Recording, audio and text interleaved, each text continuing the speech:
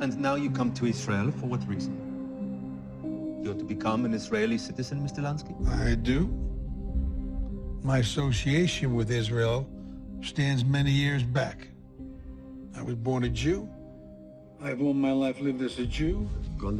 I never changed my faith. My grandparents are buried here. Why are the American authorities after you?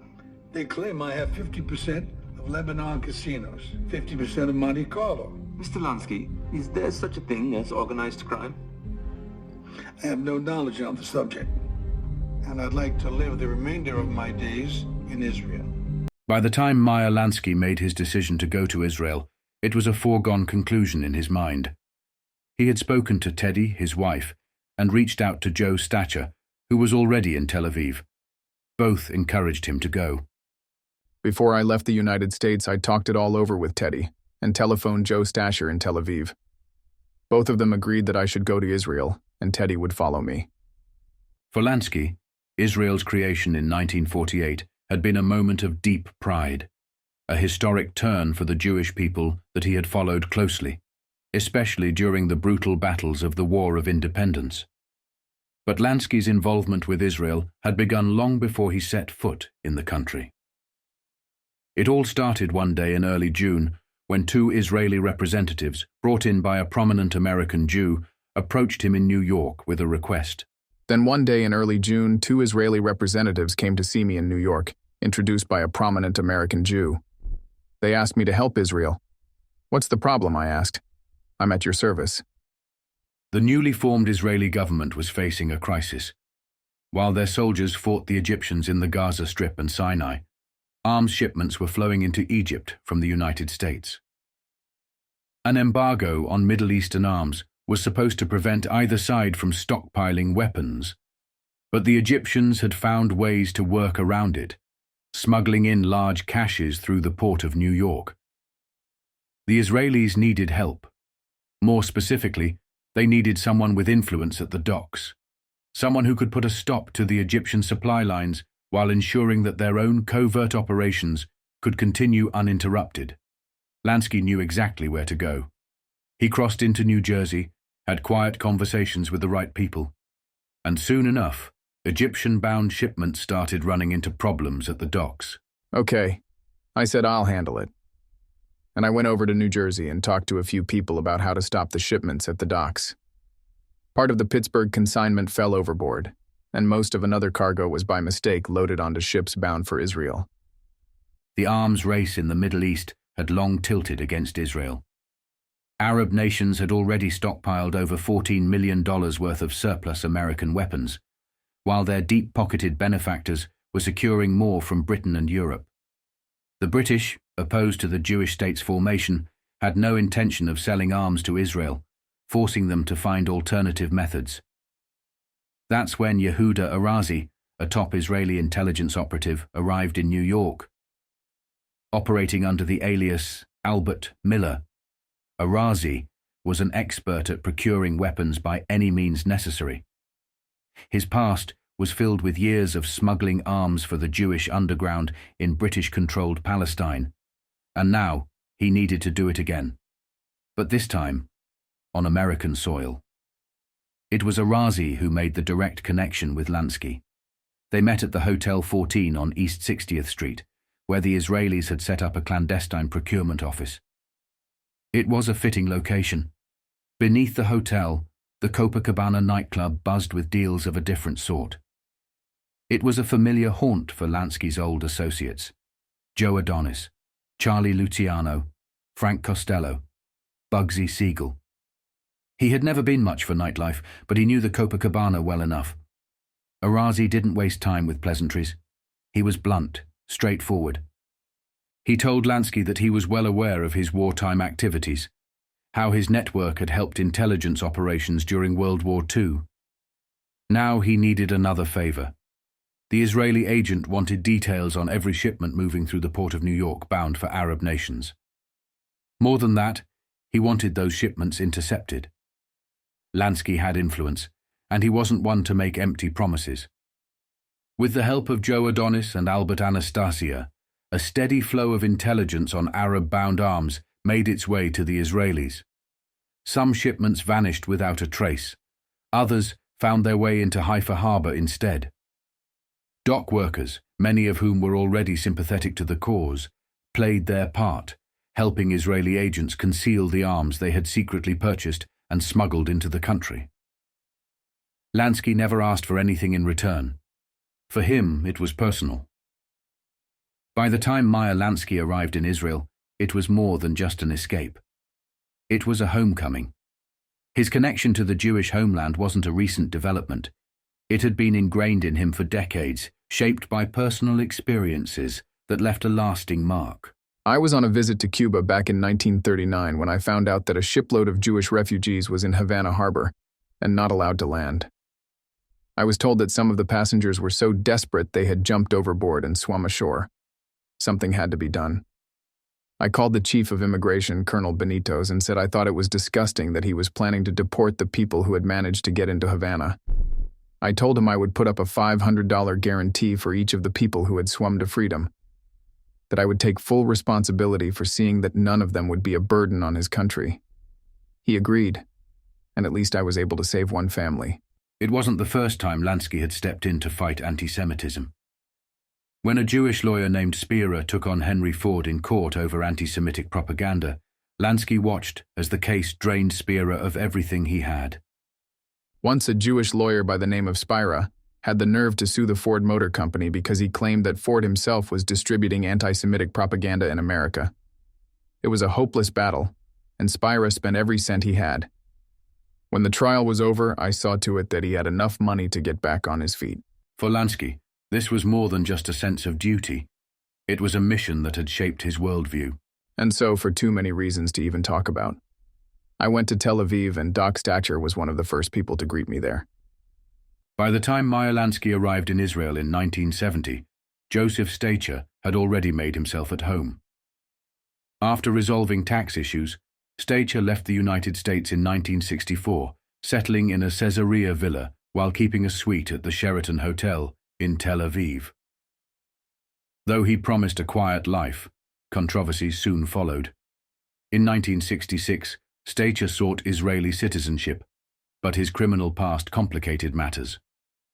That's when Menachem Porush, an Orthodox parliamentarian with ties to Frank Sinatra's circle, stepped in. With encouragement from Sinatra's associates, Porush lobbied for Stacher, sparking a scandal. Understanding how the system worked, Stacher made strategic donations to Orthodox communities, particularly the impoverished Meir Shearim neighborhood. He provided washing machines, refrigerators, and household necessities, knowing the Ministry of the Interior, controlled by religious parties, would take notice. Then came the real fiasco. Stacher pledged $100,000 to fund homes for Orthodox couples, but Porush used it to build a kosher hotel, the Merkaz, in Jerusalem. When their alliance soured, the dispute exploded into a courtroom circus. Stacher sued, claiming it was a loan, while Porush insisted Stacher's generosity dried up once he got his passport.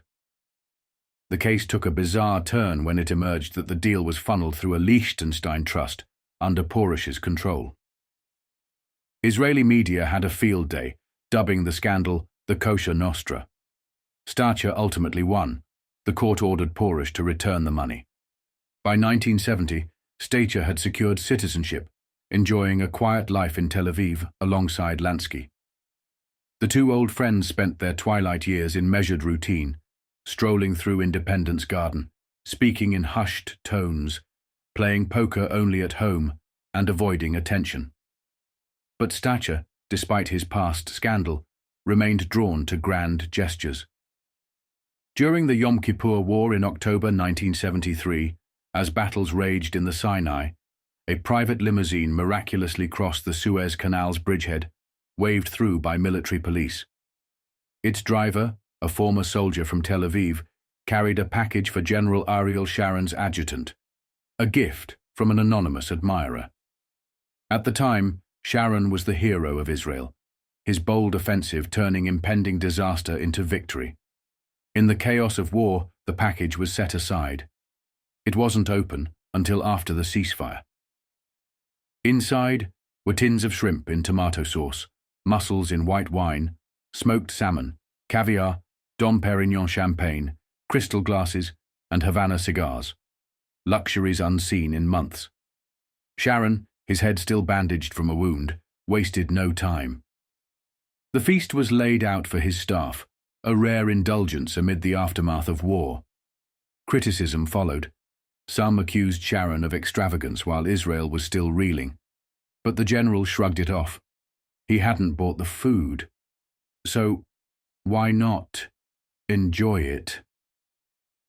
The mysterious package seemed to land on our heads in the same way that manna arrived in the midst of the Israelites when they were crossing this very desert in the opposite direction. Years later, Stacker admitted he was the one behind the extravagant gift.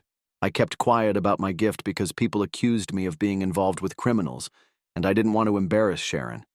I sent the stuff just to express my admiration for him and his staff. Meyer and I had used the same tactics of striking hard when least expected when we were fighting the Irish in the old days on the Lower East Side. Of course, the defeat of the Egyptians was far more important, but I like to see a man go on the attack, and that's what Sharon did. By the time Joseph Stacher had settled into his life in Israel, he had embraced luxury and indulgence with open arms. He lived lavishly, with a chauffeur, a personal valet, and a string of young women who floated in and out of his orbit. After the death of his wife, Stacher surrounded himself with company, particularly the kind that distracted him from the ghosts of his past. One of his lovers was Helen Cole, a 22-year-old secretary who had been swept into his world by chance. She recalled their first meeting with a mix of amusement and nostalgia. I was sitting in a coffee house in Tel Aviv when a man in a dark suit, smoking a cigar, came up to me and put down on my table 200 Israeli pounds. "It's for you, baby," he said. I didn't want to take the money. In fact, I gave it back to him. Then he invited me to have dinner, and after that, we met very frequently. I didn't care if he was a gangster and the head of the Jewish Mafia, as he was called. He had immense charm and personality, but I was intrigued by his past and I used to ask him about it. He would just laugh and say, "Questions are asked only at Passover, and it's not Passover time. No more questions, Helen." It amused me that a man who was supposed to have been a great bootlegger didn't make use of his own goods. The only thing I ever saw him drink was milk. Joe was great fun to be with. He loved to joke in his juicy American slang, and we went to all the best places. He had his own valet and his own chauffeur. He lived in great luxury and went swimming every day to keep fit. When Frank Sinatra came to Israel, I went with Joe to see the show in Jerusalem, and afterward, we had dinner with Sinatra. They were very good friends, I could see, Joe and Frank. Joe told me he loved Frank like a brother. Helen wasn't the only woman in Stacker's life. He also courted Dolly Gurevitz, a red-headed law student who was equally fascinated by his past. When he was introduced to me, he said I reminded him of an old friend of his, a film actress known as Jean Harlow. I'd never heard of her, but later I read about her and discovered that she had been the girlfriend of Howard Hughes and some gangsters. Joe used to tell me how much he loved gambling and about the times he spent fortunes in his casinos with famous people. The only times he ever sounded homesick were when he talked about Las Vegas. For Joseph Stacker, life in Israel was comfortable, but for Meyer Lansky, it was anything but. Unlike his old friend, Lansky wasn't just there to retire. He was seeking citizenship under the law of return. It should have been simple. He was Jewish and had lived his life as one. But the timing was disastrous. In 1971, months after his arrival, a federal grand jury in Nevada indicted him for conspiring to defraud the U.S. government of taxes on $36 million in criminal profits from syndicate operations in Las Vegas. Lansky hoped Israeli citizenship would shield him from extradition, but there was precedent for rejection. In 1962, Dr. Robert Soblin, an American convicted spy, had fled to Israel under the same law. Washington, unwilling to let him stay, pressured Israel into expelling him. Over the Atlantic, Soblin slit his wrists. The message was clear. If the U.S. wanted someone back, Israel wouldn't stand in the way. Lansky knew he was running out of places to hide. By 1971, American authorities were relentless. They leaned on Israel, demanding Lansky's return. On May 18th, he received a letter from the U.S. Embassy in Tel Aviv. His passport was revoked. Israel's Minister of Interior, Dr. Yosef Berg, flew to Washington for talks. American officials handed him a dossier on Lansky, including the 1969 Theft of the Nation report, which described him as an unparalleled criminal genius. Reviewing the evidence, Berg was unimpressed. Lansky's actual criminal record was thin. But the Americans argued his lack of convictions was proof of his influence. Law enforcement had long been in his pocket. The Justice Department cited 2 active indictments, one from a Florida grand jury in March 1971, another from Nevada, both linked to illicit gambling. And then there was the Kefauver report, which had exposed Lansky's syndicate decades earlier.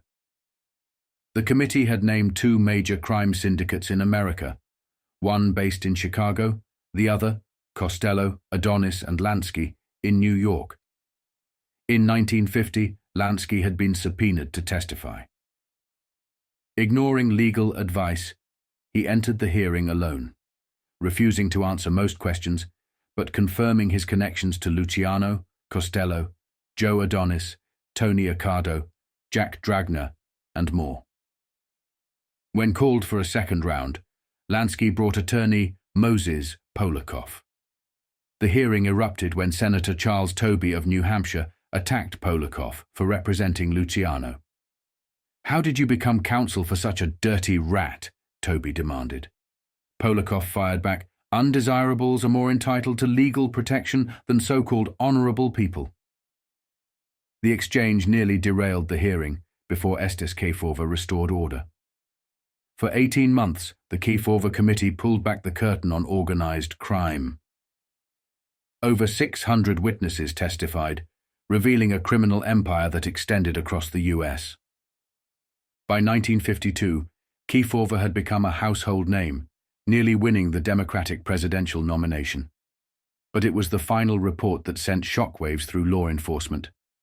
It laid out a new vision of the underworld, not a collection of street gangs, but a national empire. The report named 2 dominant syndicates, one in Chicago under Tony Accardo and Murray Humphreys, the other in New York under Costello, Adonis, and Lansky. It declared, "The Mafia is the cement that binds these syndicates, linking them to Luciano since his deportation." By the time the hearings ended, Meyer Lansky had been established as an architect of the modern underworld. His empire had been dissected on live television, his name cemented in history. But in Israel, none of that mattered. The US had made it clear Lansky wasn't getting sanctuary. And for the first time in his life, the master of calculated moves had nowhere left to turn. I was called twice to testify. Kefauver wanted me to tell him all about the connection between gamblers and the politicians, and between the bookmakers in Florida and what he called organized crime. People don't know this, but I was called to see Kefauver in private between the times I appeared before him in public. He had sized the senator up right away. He knew Kefauver had a taste for gambling himself, and he didn't hesitate to call him out on it. I knew he liked to gamble, so I asked him, "What's so bad about gambling? You like it yourself. I know you've gambled a lot." Lansky had dealt with men like Kefauver before. Politicians who drew a hard line in public, but weren't so different from the people they prosecuted behind closed doors. He could sense something else in Kefauver's attitude, something that went beyond the usual crusader's zeal. Kefauver smiled at me and said, "That's quite right, but I don't want you people to control it." Lansky stiffened. He knew exactly what that meant. I was convinced that he meant you Jews and you Italians, and that infuriated me. I said to him, "I'm not a kneeling Jew coming to sing songs in your ears. I'm not one of those Jewish hotel owners in Miami Beach who tell you all sorts of stories just to please you." Kefauver saw I was angry. He said, "Mr. Lansky, you're very famous." But I didn't swallow that bait. I said to him, "I will not allow you to persecute me because I'm a Jew." The conversation turned even more personal. Kiefover suddenly brought up Lansky's son, Paul, a cadet at West Point. The implication was clear. He was suggesting that Lansky had used his influence to get his son into the prestigious military academy. He was implying that I'd managed to get Paul into West Point by using special connections, and that really made me angry. I told him that my son had got to West Point the same as everyone else did, by getting character recommendations and studying hard for the exams. Kiefover saw I was ready to get up and walk out. He said, No, I've nothing against your son. I won't mention him. But he was a hypocrite. In the very next session of the committee, there was a question about how my son got into West Point, and Kiefover implied again that I'd used connections. Lansky spoke about his private meeting with Kiefover with more bitterness than he did about the recent reports against him. But Washington was relentless, flooding Tel Aviv with damning evidence to force Israel's hand. Now the Israelis had another Senate report. The McClellan Committee's findings on labor corruption from the late 1950s and early 1960s. It painted Lansky as a kingpin of organized crime. Then came Vincent Teresa, a mob insider turned informant, who laid it out in blunt terms. Gambling is the backbone of organized crime. Meyer Lansky is the biggest man in the casino business. That's how it's been for years. According to Teresa, gambling wasn't just a racket. It was the foundation of the underworld, the source of power that let syndicates control politicians, police, and entire cities. Crush gambling, and you put the mob out of business. They'd be back on pushcarts, like the old days. Teresa detailed Lansky's reach, linking him to London's Colony Sportsman's Club, the Paradise Island Casino in the Bahamas, and gambling junkets that required approval at the highest levels. George Raft fronted the Colony in London, but it was Alpha Sulkin's club. Dino Cellini was involved, and so was Lansky. No junket went in without their okay. Same with Paradise Island. Cellini had to approve you. If you lost $50,000 in London, you didn't send the money there. You paid Cellini and Lansky. He also exposed how gambling fed loan sharking. When gamblers lost, they turned to the mob for credit. A guy loses $200, borrows from a shark at 5% juice. When he can't pay, he gets more credit at worse terms. Before he knows it, he owes $1,000. The juice buries him. $20 a week, just in interest. He can pay for years and still owe the full amount. Teresa's testimony enraged Lansky. He dismissed it all as fabrication, insisting to anyone who would listen.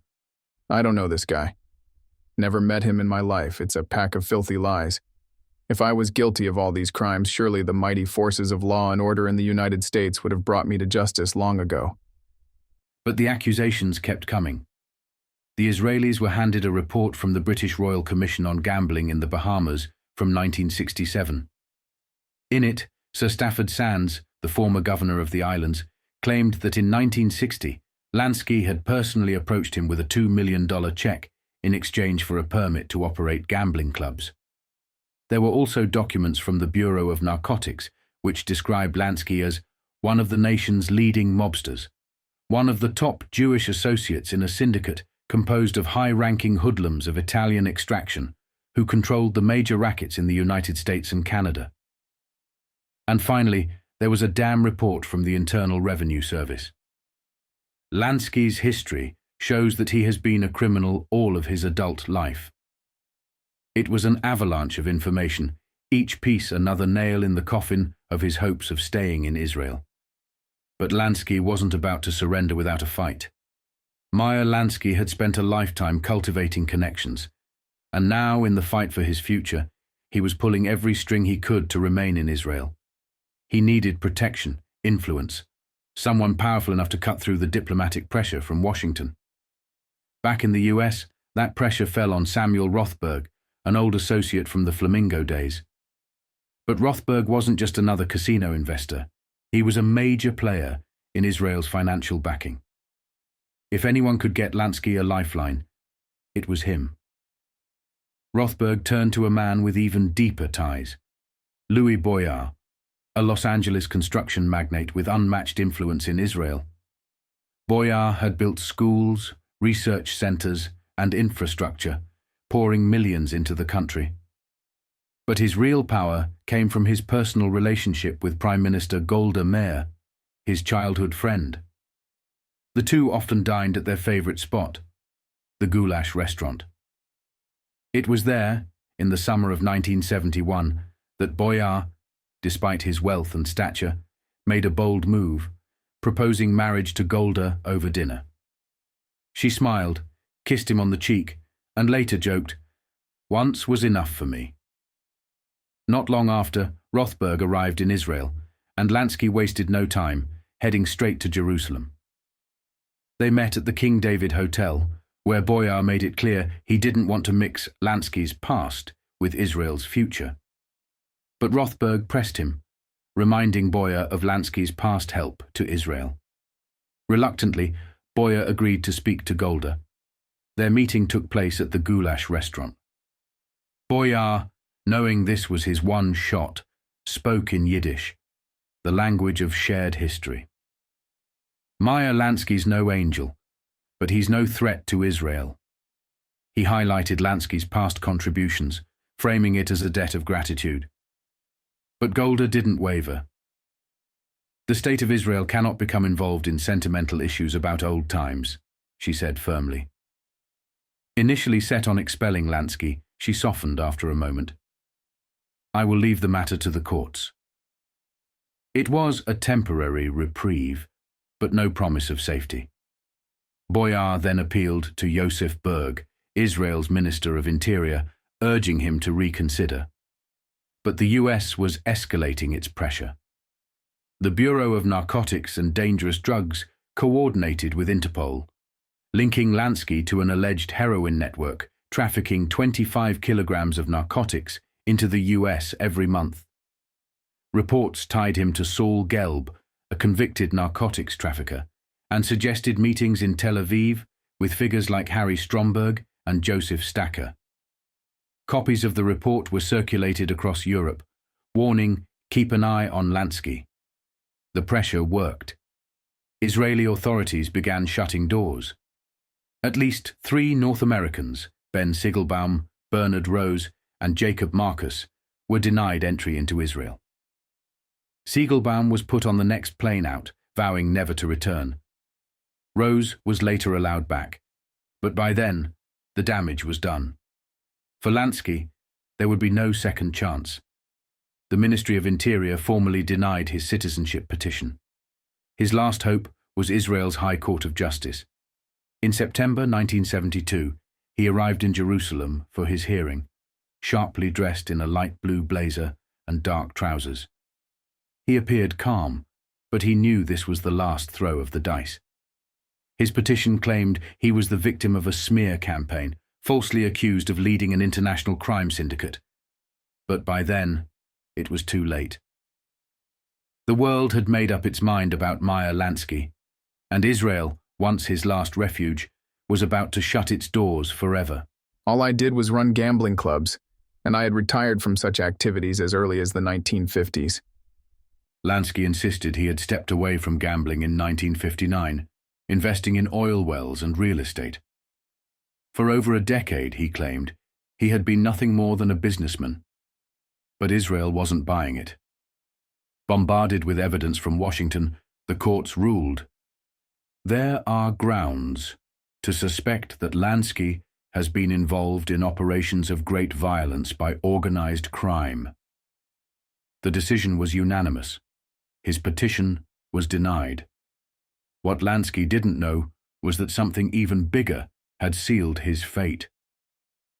Since the Six-Day War in 1967, Israel had become dependent on the US for military aid. At that moment, they were awaiting delivery of F-4E Phantom fighter jets, advanced aircraft crucial to Israel's survival. France had abandoned them, and with Soviet-backed Egyptian forces growing stronger, Washington's support was Israel's only hope. The message from Washington was clear: return Lansky, or there will be problems with the Phantoms. The Israeli government had no choice.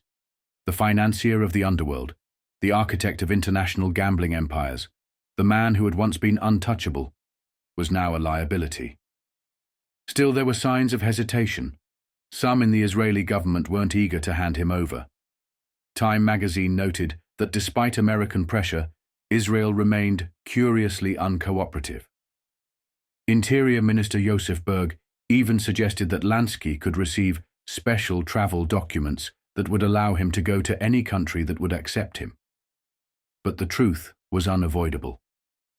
The United States had played its strongest hand, and Israel, desperate for military support, had no choice but to fold.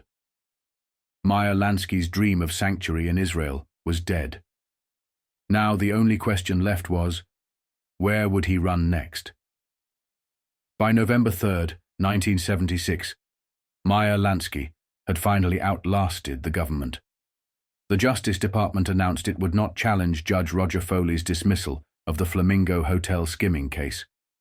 After years of legal battles, near extradition, and relentless pursuit, Lansky was free. He couldn't help but savor the irony. He, the so-called financial mastermind of the underworld, was walking free, while former U.S. Attorney General John Mitchell sat in a prison cell. With his legal troubles behind him, Lansky looked ahead to his 75th birthday. His health had improved after bypass surgery, and life had settled into a rhythm. Teddy had found them a quiet second-floor apartment at the Imperial House on Collins Avenue. His son, Buddy, wheelchair-bound but sharp, found stability working the switchboard at the Hawaiian Isle Motel, thanks to Yiddy Bloom, an old friend from the bootlegging days. His daughter, Sandra, had remarried, settled in North Miami, and taken an interest in breeding dogs. For once, Lansky could picture his final years in peace, no longer hunted. But even in victory, he had been undone by his own legend. If he had been convicted of tax evasion or casino skimming, he would have been remembered as just another crook. But that wasn't how the world saw him. His real crime, if there was one, was that he had been too good at what he did. He was the architect of the casino skim, a master of financial manipulation. The government had thrown everything at him, Strike Force 18, informants, high-powered prosecutors, and he had emerged untouched. He was no longer just Meyer Lansky. He was the chairman of the board, the man no one could bring down. And that in many ways became its own kind of prison. Prosecutors across the country saw him as the key to every financial crime, every conspiracy. Will Wilson, a former assistant attorney general, later admitted, "We were headhunting." There was this floating public image that Lansky was behind it all. That image followed him everywhere. The Village Voice linked him to Bebe Rebozo and Richard Nixon. Rolling Stone spun theories of a Lansky-Nixon-Howard Hughes connection, even tying him to the CIA. And the grandest conspiracy of all, the assassination of John F. Kennedy, had his name woven into its web. Reporters swarmed the Imperial House, cameras rolling, questions flying. The weight of it all was exhausting. Meyer Lansky had won his freedom. But the myth of Meyer Lansky? That was a prison he could never escape. Always subpoenas and publicity, the same old bullshit. He had survived it all. The Prohibition Wars, the Key-Forver hearings, exile in Israel, the relentless pursuit of the Justice Department. But in the end, it wasn't indictments or prison that wore him down. It was the legend. He had become bigger than the crimes he had supposedly committed, a spectre in the shadows of every major event, a name whispered in connection to every scandal. And there was no escape from that, not even in retirement, not even in Florida. Meyer Lansky had won battles in the courtroom, but he had lost something far greater, the war for his own peace of mind. No indictment had ever put him behind bars, yet the unrelenting pressure from the government, the media, and the myths surrounding his name left him a man in exile, even in his own country. Since his failed attempt to gain Israeli citizenship in 1972, Lansky had tried to move on. But America no longer felt like home, and Israel, the place where he had once glimpsed a future, remained just out of reach. Even after 4.5 years back in Miami Beach, part of him was still in Tel Aviv. Then, on May 18, 1977, a seismic shift rocked Israeli politics. The once unshakable Labour Party, the political machine of David Ben-Gurion and Golda Meir, had lost its grip after 30 years in power. The hardline Likud party, led by Menachem Begin, had won a stunning victory. It was a political earthquake, an overthrow of the old guard. In Jerusalem, journalist David Landau was still digesting the magnitude of the election results in his office at the Jerusalem Post when the phone rang. On the other end of the line, calling from Miami Beach in the early hours of the morning, was Meyer Lansky. What do you think, David? Do you think I can come back now? For Lansky, Begin's victory meant more than just a shift in Israeli politics. It was personal. Begin was a man whose Irgun guerrillas had once fought for Israeli independence, using weapons Lansky himself had helped smuggle through the piers of New Jersey. I am sure Begin would appreciate what I did for them in 1948. Lansky had envisioned a new government under Menachem Begin, one that would welcome him back as a hero. But Landau had to break the truth to him. Israel's system didn't work that way. Begin would be prime minister, but coalition politics meant Yosef Berg, the same minister of interior who had rejected Lansky's citizenship, would remain in power. Lansky was quiet. The excitement drained from his voice. It was rather a sad conversation, Landau later recalled. 5 years earlier, Landau had seen Lansky standing outside the Russian compound courthouse in Jerusalem after losing his final appeal. Since then, he had received greeting cards every Passover and Hanukkah, signed Shalom, Meyer. At first, Landau thought it was nostalgia. Now, he understood. Lansky hadn't been reminiscing. He had been dreaming of the future. During his 27 months in Israel, Lansky had experienced something he hadn't felt in decades: a normal life. No subpoenas, no headlines, no speculation about his power.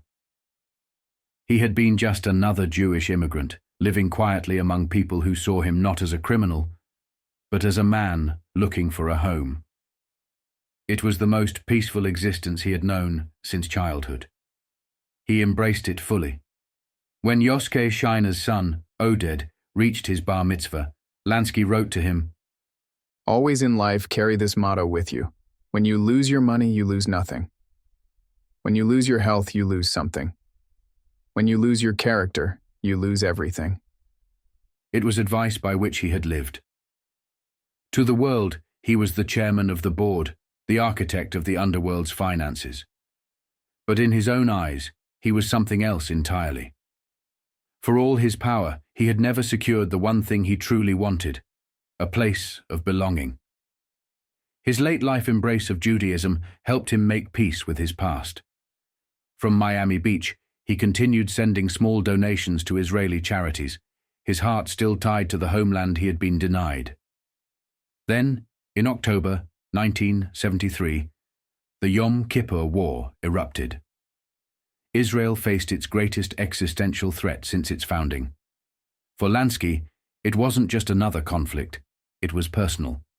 He followed every development, seething at Washington's political maneuvering. When his young friend and defender, Yoram Sheftel, was drafted, Lansky called his mother daily to check on him. The war reignited something deep within him. He had never been granted Israeli citizenship. But in his heart, Israel was home. Those bastard Americans, what are they doing to Israel? In those moments, Lansky wasn't just a Jewish American exile. He was an Israeli. But if he hadn't forgotten Israel, there were those in Israel who hadn't forgotten him either. Yaakov Aloni, an artist and intellectual working with the Jewish Agency, had followed Lansky's legal battle closely. To him, Lansky's case exposed a flaw in the law of return, the unchecked power of the Minister of the Interior.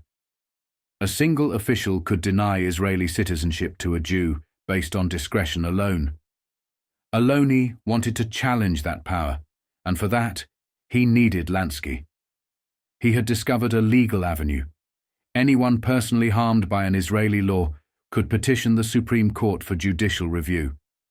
If Lansky agreed, his case could set a precedent.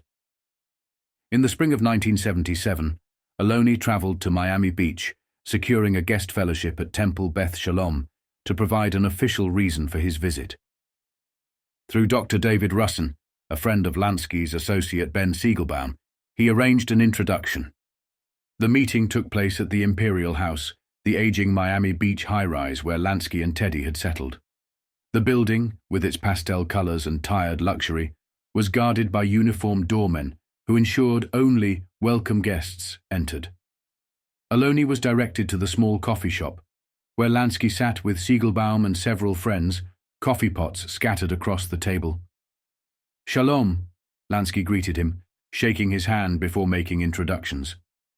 Aloni took in the man before him. Meyer Lansky was rather short, skinny, with a healthy look, a strong presence. His eyes showed willpower, his handshake firm. You felt he was a leader. After breakfast, Lansky invited Aloni upstairs to meet Teddy in their modest one-bedroom apartment. Aloni was struck by its simplicity. Simply decorated, no television, no gadgets. Not what you'd expect from the so-called mastermind of organized crime. Their conversation continued as they took Lansky's dog, Bruzzer, for a walk. As they strolled, Lansky linked arms with Aloni, a gesture of warmth. He wanted to know about Israel, the people he had known, and the life he had once dreamed of reclaiming. "I would like you very much to give this person or that person my regards," he said, listing names, old friends, allies. When Aloni finally laid out the real purpose of his visit, Lansky didn't hesitate. "Yes, let's do it." Later that morning, Lansky took Aloni to his synagogue on South Beach. It wasn't just another stop on their tour. It was a place of deep personal meaning to him. "This is my beloved place. This is the place that I really love, and I want you to spend some time here with me." Inside, Lansky introduced him to his rabbi. They spoke for a while before stepping back outside, where the two men sat on a bench in the Miami sun. The conversation drifted back to Israel, to the life Lansky had left behind. "It was kind of a hazy day," Aloni later recalled. "We were sitting there, and he was holding my arm, and I could tell that he really enjoyed the situation very much." Then, suddenly, Lansky turned to him with quiet sincerity. "I want to meet your wife. Can we go and meet her?" In that moment, Meyer Lansky wasn't the chairman of the board, the feared and legendary mob financier.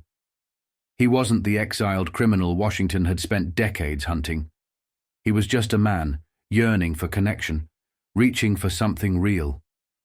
When Yaakov Aloni introduced Meyer Lansky to his wife and infant daughter, he wasn't expecting the reaction that followed. The feared and legendary mob financier, the man whose name had been whispered in the halls of power and shouted in Senate hearings, melted the moment he held the baby in his arms. He took the baby in his arms, and you could see that the man was hungry to be a grandfather, to touch the hands and legs of the little baby. He could not let her go. He had to hold her and hug her. He enjoyed every minute of it for a very long time. It was a glimpse into a man who had spent decades managing money, controlling operations, evading prosecutors, but had never been able to fully hold on to his own family. As he cradled the child, Lansky spoke of his own grandchildren, of his son Paul, whose marriage to a Gentile had ended in divorce. And then his demeanor shifted. "That chick's a bitch," he spat, his face twisting in fury. For a moment, Aloni saw something else entirely. The softness of the doting grandfather vanished, replaced by a flash of something colder, something harder. The calculating power of the old Lansky, the man who had ruled gambling empires, who had walked with killers, who had built fortunes in the shadows, surfaced in that instant. But the bitterness, it turned out, was misplaced. Lansky believed that Paul's ex-wife, Edna, was keeping his grandchildren from him, but that wasn't true. The 1974 divorce settlement had granted Paul full visitation rights, and nothing had prevented the children from seeing their grandfather. In fact, in 1975, young Meyer Lansky, the second, now teenager, had visited Florida to spend time with his grandfather. That visit became an annual ritual. Each summer, Lansky would be waiting at the airport, standing quietly in the background behind the crowd, watching for his grandson. The boy had changed his name before his first visit, following his mother's lead, fearing that his grandfather would be angry. Instead, the old man surprised him. I always told your father he shouldn't call you that, Lansky said with a smile. He never called him Meyer. Instead, he settled on Bryant. From the airport, they would drive straight to the Hawaiian Isle Motel, where Bryant would stay in a spare bed in his Uncle Buddy's room. As they arrived, Lansky would snap a red rubber band from around a wad of bills in his pocket, peeling off $300 and handing it to the boy. Here's some pocket money for you. It was a small gesture, but one that stuck with Bryant. He noticed something else. His grandfather never used a wallet. He carried his money loose, always in his pocket. The next morning, when Lansky came to pick him up, he went straight to the closet. He wasn't checking for anything missing. He was inspecting how the boy had hung his clothes. Bryant had draped his pants over the hanger. That wasn't good enough. He showed me how to wrap the pant legs, Bryant later recalled, so they wouldn't break the crease. He was meticulous, always making sure I did things the right way. There was an old-world discipline in Lansky, a sharpness that never dulled. Even the smallest details had to be done properly. But despite their time together, Bryant rarely saw Teddy. Lansky, aware of the tension between Paul and Teddy, never took him to the Imperial House. Instead, they ate out every day. "Well, Bryant," Lansky would ask, "where do you want to go for lunch?" Wolfie's, the Rascal House, the coffee shop at the Singapore Hotel. They visited them all. Afterward, they would cruise down Collins Avenue, sometimes in an old car driven by one of Buddy's friends, sometimes by Jaime Krumholtz, a long-time crony. To Bryant's horrified fascination, Lansky and Jaime bickered constantly, trading insults like an old married couple. "Jaime," Lansky would say, "you must be the dumbest Jew in the world." Every so often, the car would lurch to a stop at a payphone. Lansky would hop out, digging into his pockets for change, making quick calls, his mind always working. As they drove, he lectured his grandson on Israel, world affairs, and things that mattered to him. And then, the interrogation began. He would question me on every little thing, how I was doing in school, what was going on in the world, who the senator of my state was. It never stopped. It felt like being drilled by a Marine sergeant. With Uncle Jack, it was different. "He was just glad to see you like a jolly old uncle," Bryant later said. "A lot easier to approach than grandfather." With Lansky, every moment was a lesson, every conversation a test. He wasn't just spending time with his grandson, he was shaping him, sharpening him, making sure he knew how to handle himself in a world that didn't play fair. Because if anyone knew how unforgiving the world could be, it was Meyer Lansky. For a lifetime, Lansky calculated risks, foresaw consequences, and avoided reckless mistakes that got men killed. But no amount of strategy could shield him from what crashed down just before his 75th birthday. The first sign of trouble came from Teddy's son, Richard Schwartz. He wasn't a gangster, but he carried himself like one. For years he used Lansky's name when it suited him, letting people assume he had muscle behind him. But he had no discipline, no understanding of the rules. On the night of June 30th, 1977, Schwartz had been drinking heavily after a good day of business at his restaurant in Bal Harbour. He ended the night at the Forge, a Miami Beach bar restaurant, where he got into a drunken argument with Craig Terriaca, a 29-year-old golf pro. A $10 bill left on the bar. That was all it took. When Terriaca pocketed the money, Schwartz lost control. He pulled a pistol, shoved off a bartender who tried to stop him, and fired 2 shots into Teriaka's chest. The golf pro died the next day at Mount Sinai Hospital. Schwartz was charged with aggravated battery and illegal possession of a firearm. But when Teriaka succumbed to his wounds, the charges escalated to murder. The timing could not have been worse. Paul had flown in from Korea for Lansky's 75th birthday. Sandra had invited the family to her canal-side house in Keystone Point. Even Lansky's sister Esther had come down from New York.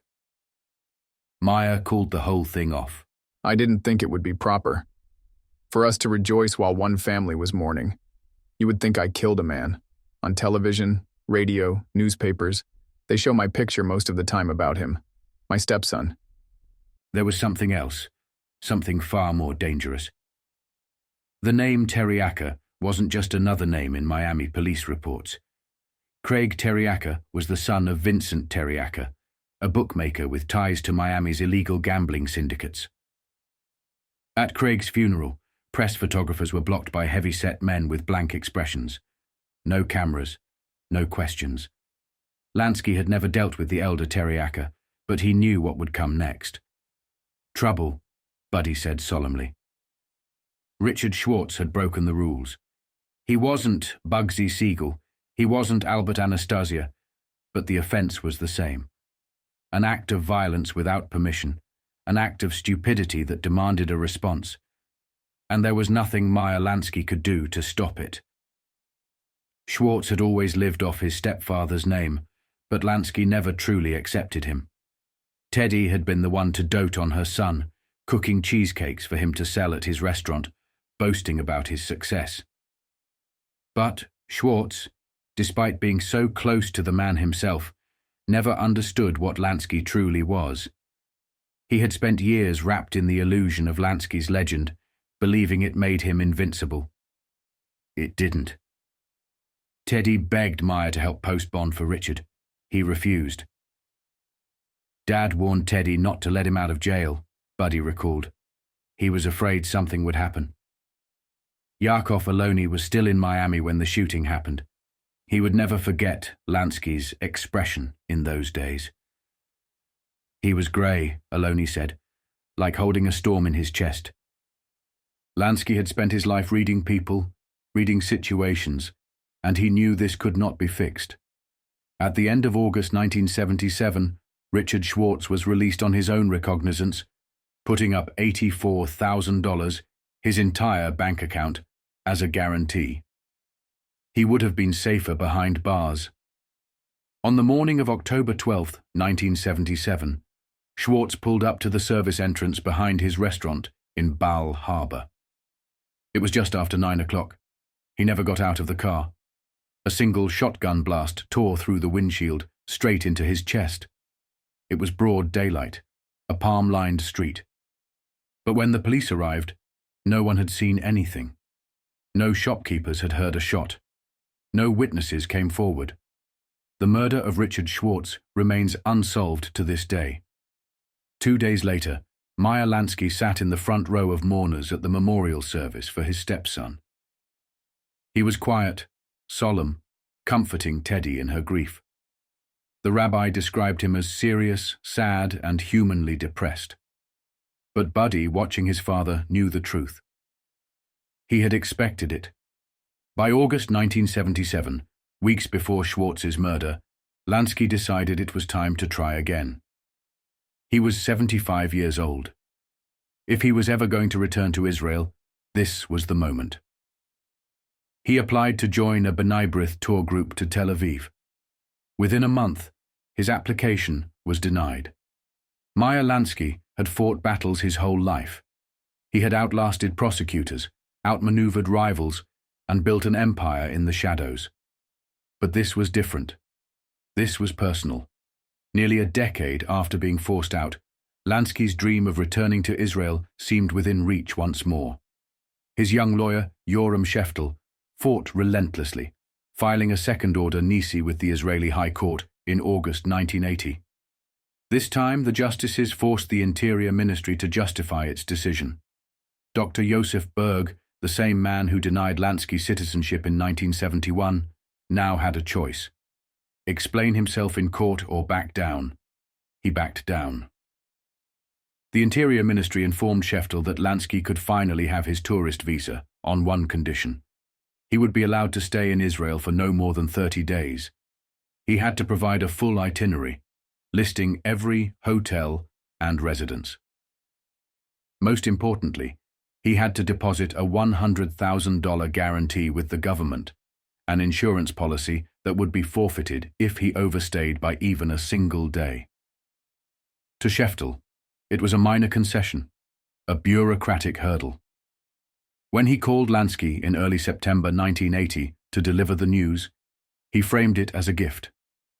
A wonderful present for the Jewish high holidays, Sheftel recalled telling him. But when Sheftel followed up after Rosh Hashanah to finalize the arrangements, Lansky's response was ice cold. Out of the question. He was horrified, furious. The very idea that he would have to pay for the privilege of setting foot in Israel was an insult beyond measure. It was a matter of principle. He would never do it, Sheftel later recalled. He would never pay this money. By the autumn of 1980, Meyer Lansky had attempted to enter Israel 6 times, as both an immigrant and a tourist. The last 4 of those attempts had come after he had been cleared of all legal charges in the United States. There was no longer any question of him seeking refuge from the law. He was a free man. And yet, Israel still saw him as something else. He was 78 years old. His health was deteriorating. He wanted nothing more than to visit Israel one last time before he died. And still, they demanded that he prove his worthiness, like some street punk caught up in a petty crime.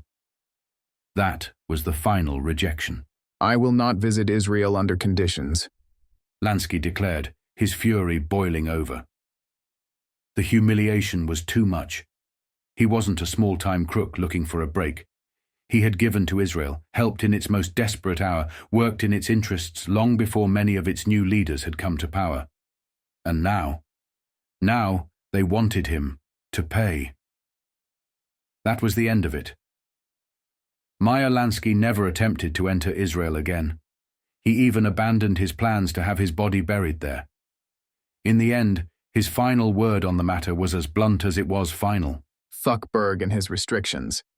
Meyer Lansky had spent a lifetime mastering the art of money, how to move it, where to invest it, and most importantly, how to keep it beyond the reach of those who wanted to take it from him. But by 1980, his financial situation had shifted in a way he'd never anticipated. When Lansky refused to deposit the $100,000 required by the Israeli Ministry of the Interior, it was not just a matter of pride. It was very possible that he no longer had that kind of money to pledge.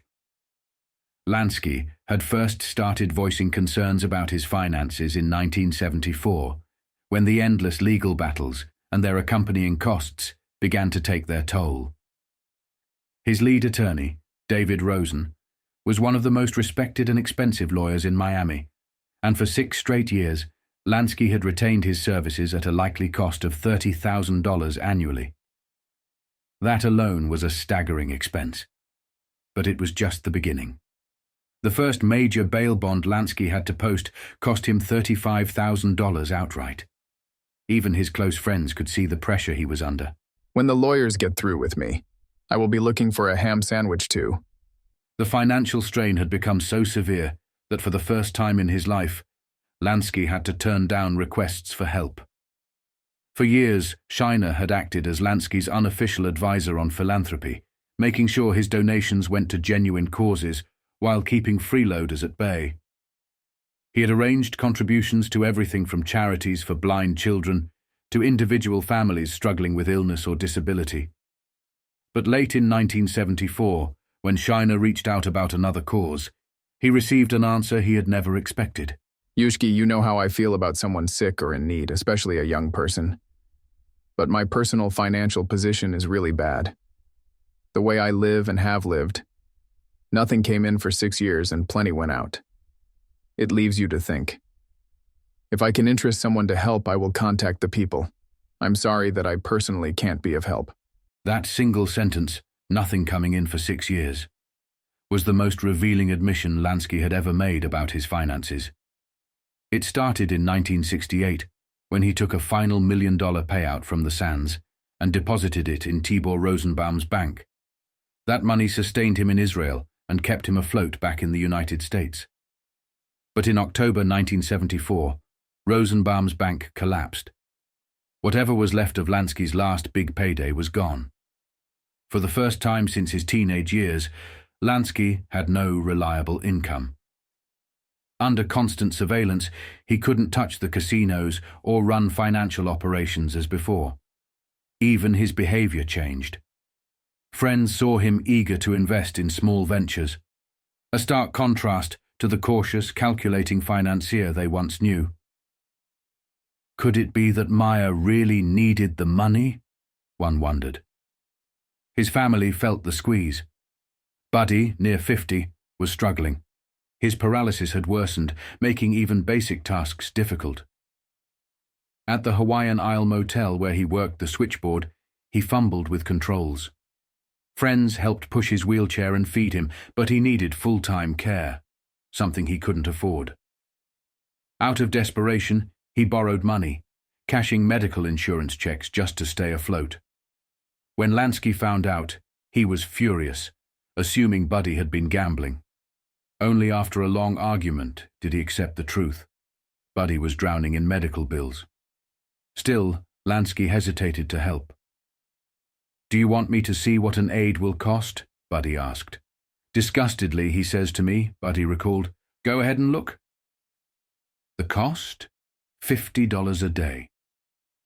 A number Buddy took back to his father, and for once, Lansky had no easy answer. By 1981, Lansky's reality was far from the legend.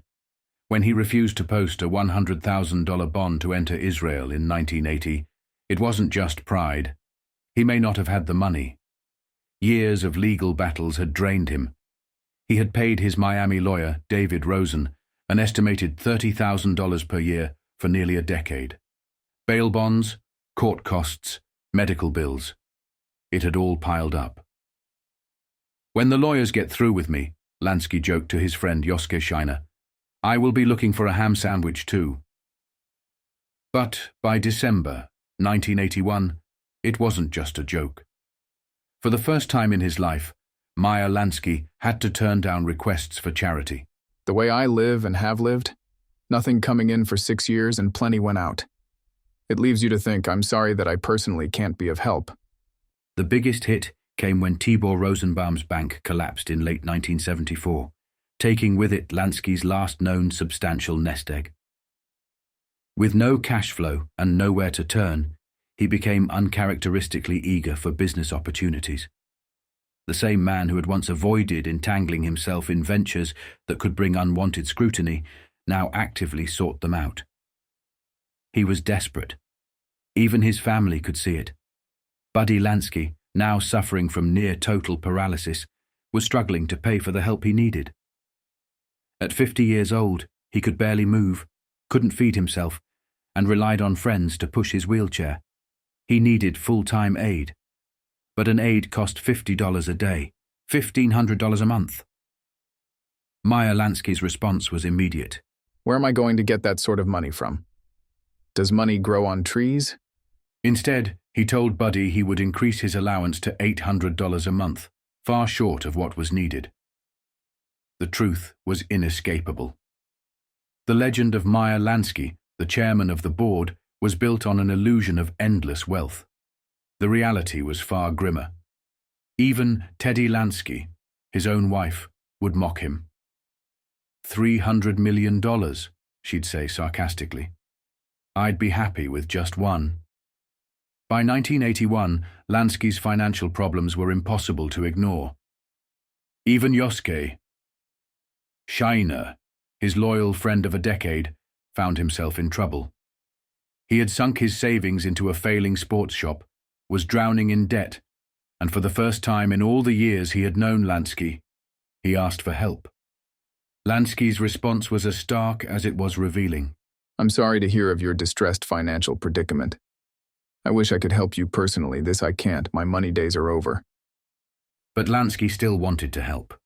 Yoshki, I do want to help you. If you can be patient, I will help you to the extent of $1,000 after April 1st. $1,000. From the man whose name had once been whispered in the same breath as fortunes in the hundreds of millions.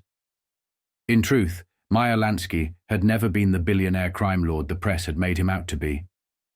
Hank Messick, the journalist who had once estimated Lansky's fortune at $300 million in 1965, had missed a crucial point. Lansky had never been a greedy man. He took only his share. He played a long game. Unlike the true moguls of organized crime, the Mo Dalitzes, the Morris Kleinmans, Carlos Marcello, Carlo Gambino, Santo Traficante Jr., the men who had learned how to take their dirty money and go legitimate, Lansky had remained in the shadows. He had orchestrated empires, but he had never truly owned them. Even Luciano had come to realize, too late, that crime wasn't the best business model. If I had my time again, Charlie Luciano had said near the end of his life, I'd do it legally. I learned too late that you need just as good a brain to make a crooked million as an honest million. These days, you apply for a license to steal from the public. If I had my time again, I'd make sure I got that license first. Lansky, though, had run out of time. His young Israeli lawyer, Yoram Sheftel, had been deeply disappointed when Lansky refused to post the bond to visit Israel. Bringing Lansky back would have been Sheftel's crowning achievement. But Lansky wasn't interested in media appearances or the theatrics of public battles. When Sheftel proposed an interview for the BBC's Panorama, Lansky shut it down immediately. Still, when Sheftel told him he was coming to Miami in February 1981, Lansky was delighted. I want you very much to come by February 12th. I will wait for you at the airport. And he did.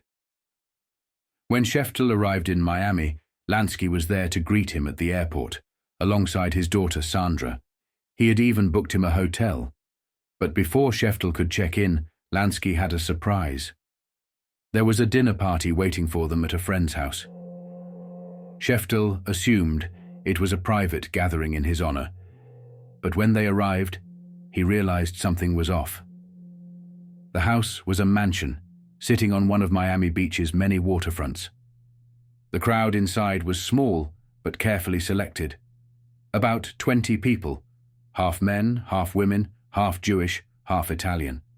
And hanging in the hallway, lined up neatly on hooks, was something Sheftel would never forget. A row of fedoras. Mafia hats, he later recalled. He was in a room full of ghosts. There was Jake Lansky, Meyer's brother, Benny Siegelbaum, Vincent Allo, Jimmy Blue Eyes himself. They ate, they drank, and when dinner was over, doors were thrown open, revealing a sitting room set up for something else entirely. A massive television screen. And on that screen, a title card appeared. The Gangster Chronicles. It was the first night of the NBC miniseries about Lucky Luciano, Bugsy Siegel and Meyer Lansky. Lansky had invited Sheftel not just to see him, but to watch the myth of his own life unfold on the screen. The legend of Meyer Lansky, the accountant of the mob, would live on. But the man himself? He was just an old man in a blue blazer, surrounded by old friends, watching a television show about a fortune he had never really had. The room was alive with laughter and commentary as the Gangster Chronicles played on the screen. When the names of the principal characters appeared, Charles Lucky Luciano, Benjamin Bugsy Siegel, and Michael Lasker, the name given to Lansky's character for legal reasons, Jake Lansky leapt up with a grin. "Hey, Meyer," he called out. "Since when did you change your name?" It set the tone for the entire night. As the dramatic reenactments played out, the men in the room tossed out jokes, critiques, and knowing nods. When the actor portraying young Lansky stood beside a wedding table, candles glowing, wearing a yarmulke, Jake cracked, "I never knew you were so from." Vincent Allo scoffed at a scene showing Bugsy Siegel behind the wheel of a truck loaded with Canadian bootleg liquor, a machine gun at his side. "When a Yiddisher boy goes into that sort of business," Jimmy Blue Eyes said, shaking his head, "he is not going to work as the truck driver." The women were enjoying the show in their own way, admiring the smooth, good-looking actor playing Lucky Luciano. "Charlie," they called out playfully. "Charlie, the great swinger." Benny Siegelbaum, on the other hand, was indignant about the portrayal of Bugsy Siegel, who was depicted as a reckless, bloodthirsty lunatic. "The television company should be sued," he fumed. Lansky let out a rare, genuine laugh. "What are you going to sue them for? In real life, he was even worse." It was one of the few times Meyer Lansky got to revel in his own myth. As the men joked, Jaime Siegel caught sight of something unusual. Lansky, grinning ear to ear, thoroughly enjoying himself. "Hey, look at Meyer," Jaime called out. "He's really enjoying himself." Lansky shot back, without missing a beat. "And why not?" he said with a smirk. For 3 Thursdays in a row, the group reconvened in front of the television to watch the series unfold, mocking the inaccuracies and enjoying how television always managed to get everything wrong. Lansky later admitted to Sheftel that the actor playing Michael Lasker had desperately tried to meet him in preparation for the role. "I ignored him," Lansky said with a smirk. But deep down, as much as he dismissed the legend, it was clear that a part of him liked it. In a way, it had always been like this, truth and fiction, twisting around each other like smoke curling from a cigar. Even those closest to him couldn't resist the allure of turning his life into a story. Back in 1973, Dr. Seymour Gray had an idea. Someone on the inside should really write a book about Meyer Lansky, he had told Lansky's lawyer David Rosen. It would be fascinating to contrast the truth with the legend. Gray even volunteered himself for the job. Rosen turned him down, politely but condescendingly. Lansky and Rosen had someone else in mind for the project, someone more professional.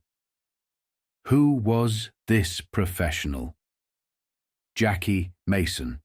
Yes, Jackie Mason. The sharp-tongued, borscht-belt comedian who had once been on the fast track to stardom, until he made a questionable hand gesture on the Ed Sullivan Show, derailing his career overnight. Lansky had always liked Mason. He admired the comedian's biting humor, the way he made Jewish identity both a source of pride and self-deprecating amusement. When Mason performed at the DeVille, the Newport, or the Conover, Lansky and his friends would take a table near the stage, the way they once had at the Colonial Inn when Joey Lewis was holding court. Then, one day, Jackie Mason made a proposition. A comeback film. A movie called The Life of Meyer Lansky, with Jackie Mason playing the title role. Meyer Lansky had always understood the power of perception. He had spent a lifetime carefully shaping his reputation. Part shadow, part myth, part brutal reality. But in his final years, he grew increasingly obsessed with how history would remember him. "I'm sure no one will want to publish it. The establishment will not like what I have to say about them." He was both right and wrong. Any publisher would jump at Meyer Lansky's life story, but not the version he was willing to tell. They wanted the legend. Lansky wanted something closer to a testament. He wasn't interested in a memoir dripping with crime stories and anecdotes about Bugsy Siegel and Lucky Luciano.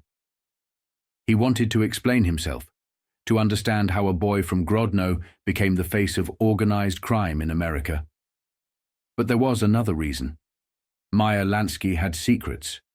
He had broken the law, worked alongside killers, and profited from the fear they created. Yet, unlike so many of his contemporaries, he had never been gunned down, jailed, or exiled. If he was so feared, so powerful, why had the government never convicted him of anything substantial? Perhaps that was the real question he wanted the book to answer. At first, he pinned his hopes on Jackie Mason. The comedian pitched The Life of Meyer Lansky, a film. But when Mason submitted his script in 1975, Lansky was disgusted. It was little more than tabloid nonsense, spiced with cheap jokes about chicken soup. He barely bothered to respond. Instead, he turned to Karl Erbe, a PR man with deep roots in New York nightlife. Erbe had a suggestion: Paul San. San was a veteran newspaperman obsessed with gangsters. He had written a biography of Dutch Schultz and had stood up to Joseph McCarthy in the 1950s. Lansky liked that. In April 1975, the plan was set in motion. But Erbe had a catch: his cut. He arranged for San to split his earnings 50-50 with him. Then he convinced Lansky to do the same, ensuring he pocketed 25% of the profits. To Lansky, money was everything. He wanted to know what his life was worth in publishing terms. San estimated that a tell-all book, if Lansky were willing to talk, could fetch $1 million. That got his attention. He wasn't ready to dictate chapters yet, but he was willing to talk about talking. On July 25, 1975, San flew to Miami. To his surprise, Lansky took a liking to him. They began speaking regularly, though, as San quickly noticed, always from payphones. Occasionally, Lansky would run out of quarters mid-conversation. He was always careful. San crafted a list of questions, wrapping them inside broader philosophical ones.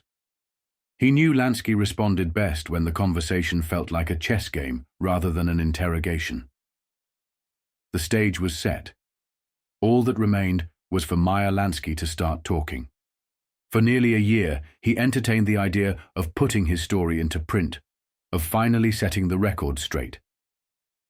The public saw him as the accountant of the mob, the mastermind behind an invisible empire stretching from Miami to Las Vegas, from Havana to New York.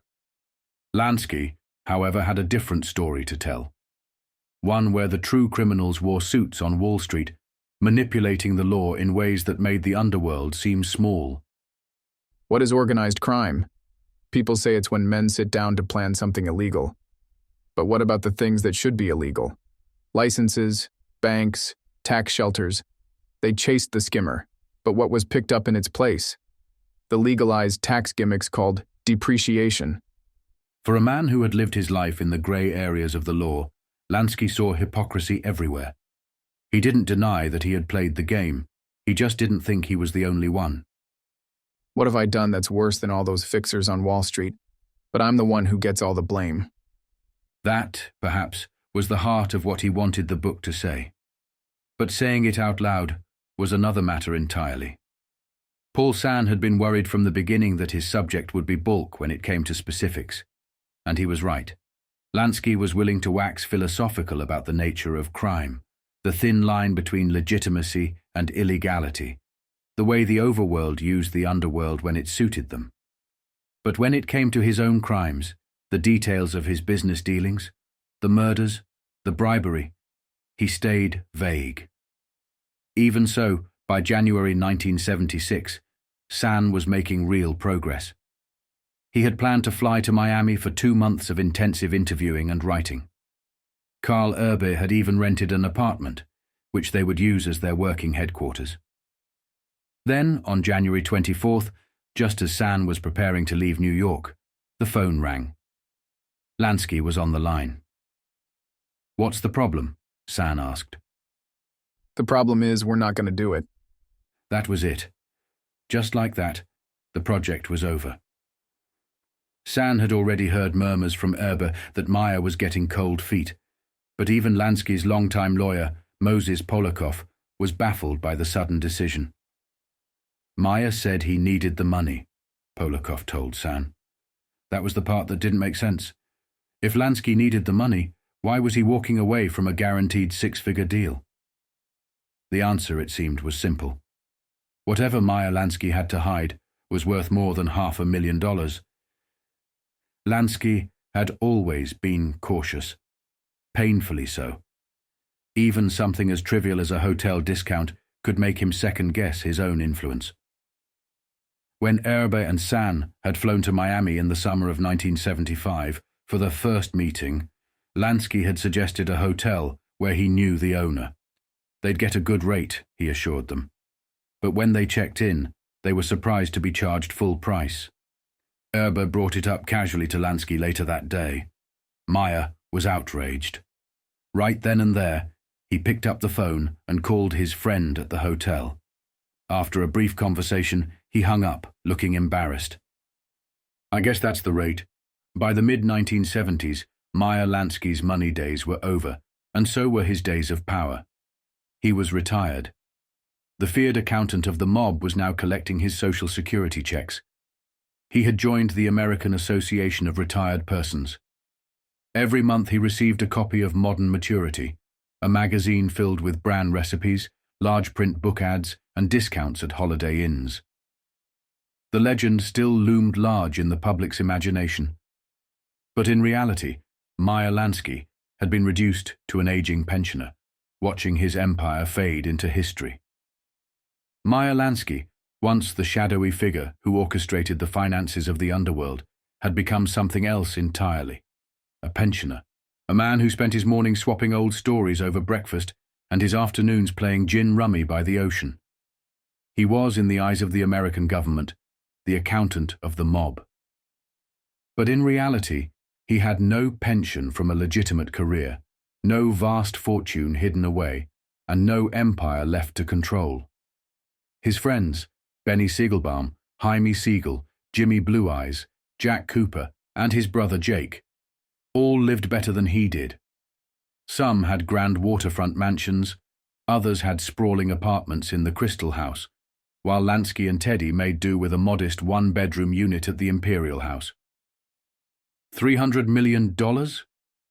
Teddy would mock him. I'd be happy with just one.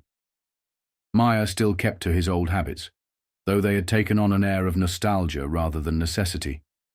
He was a familiar sight at the back of the Eden Rock, playing gin rummy with Jaime Siegel and Harry Stromberg, snapping rubber bands around the neatly stacked cards when the ocean breeze threatened to scatter them. His favorite lunch was still a bowl of soup and a tongue sandwich on rye, middle slice. And of course he still had strong opinions, especially about Miami Beach's ballot proposition to legalize casino gambling. There are always people who will gamble. They go to Vegas, they go to Puerto Rico and the Bahamas. Why not let them gamble here and benefit from this area? Sosin pressed him about his finances. I'm not telling, but it's all in my income tax returns. I can tell you one thing. When I die, they're not going to find any millions. Despite his attempts to retire quietly, the law and the press still found ways to bother him. One Sunday, outside the Imperial House, Lansky was approached by two former FBI agents working for Penthouse in a libel case against Mo Dalitz. They wanted his help. Lansky gave them a deadpan stare. I'd rather be counted a pal of Mo Dalitz than that fucking Guccione who peddles slime to the youth of this country. He then launched into a tirade against Penthouse, Playboy, and men's magazines. As he walked away, one agent turned to the other. I don't reckon we need to go to Mass today. We just had our sermon from Meyer Lansky. As his circle of friends shrank, they found comfort in reliving the past, testing each other's memories. One day a doctor's wife stopped by to pick up Benny Siegelbaum and found him deep in conversation with Lansky and a well-dressed man carrying an attaché case. She watched as Siegelbaum handed the man a check. On the drive to the clinic, curiosity got the best of her. Benny, who was that man, and what did you give him? Siegelbaum laughed. It was the monthly payment. For what? We got tired of running to the library every time we had an argument. So, we bought a set of Encyclopedia Britannica. Around his 80th birthday, Lansky received an unsolicited Visa credit card. He never used it, but he was strangely proud of it, flashing it like a child showing off his first library card. Meyer, use the card, Jaime Krumholtz warned. They don't want inactive accounts. If you don't, they'll take it away. Lansky nodded but did nothing. Then, one afternoon, he tested his new status. He went to Espanola Way, picked out a kosher chicken, and handed over the Visa card. The butcher didn't say a word. Later that day, he called Lansky's friend. "I guess America just went broke. Meyer Lansky bought a $4 chicken on credit." His 80th birthday brought another surprise: his right to vote. His civil rights had been suspended since 1950 due to a gambling conviction, but his lawyer had connections in Tallahassee. With quiet persuasion, the conviction was reconsidered. Just like that, Meyer Lansky, the man who had outlasted grand juries, tax indictments, and deportation hearings, was once again a voting citizen. But time was catching up. His wife, Teddy, battled depression after breast cancer surgery. His son, Buddy, slipped further into paralysis, unable to feed himself. Lansky had survived a lifetime of scrutiny, but he couldn't outmaneuver age. He struggled to watch his wife suffer, and Buddy's worsening condition was harder to confront. When the family gathered, Meyer insisted Buddy arrive early so his feeding could be handled before guests arrived. He never said it bothered him, but Buddy knew. By 1980, family tensions came to a head when Paul, Meyer's younger son, remarried. His new wife was a heavy drinker, alarming Sandra when they stayed at her house. She expected Meyer to intervene. Instead, he deflected. Some battles, even Meyer Lansky wouldn't fight. If you would throw that goddamn liquor away, maybe she wouldn't drink. Paul's wedding was held in Florida, and Sandra, determined to ensure her brother received the kind of wedding gifts he had been deprived of the first time, invited a wide circle of their father's old friends, Yiddy Bloom, Benny Siegelbaum, Ben Gaines, even Siegelbaum's lawyer. Meyer was annoyed. "Why don't you say something?" he asked Buddy. "Dad," Buddy replied, "she's your daughter. It's her house. I'm lucky she invited me." But while the wedding had the appearance of a family celebration, there was an undercurrent of unease. Uncle Julie Citron took the opportunity to ask Meyer about Buddy's future, pressing him on what would happen when he was gone. Julie was shocked to discover that Meyer might not have the fortune people believed in. So he went to Paul, the son who had always been responsible with money, and asked if he could help provide for Buddy's care. Paul's response was blunt. "No," he said. "They've never saved. I have. Why should I be the one to pay for Buddy?" With those words, the fragile thread connecting the two brothers snapped. They never spoke again. Publicly, Meyer maintained his usual deadpan humor. When reporters and cameramen trailed him, he would smirk and say, "You guys are sure good at walking backward." But privately, the losses began to wear him down. His closest friends were dying of Doc stature in 1977, others soon after. His body was failing him.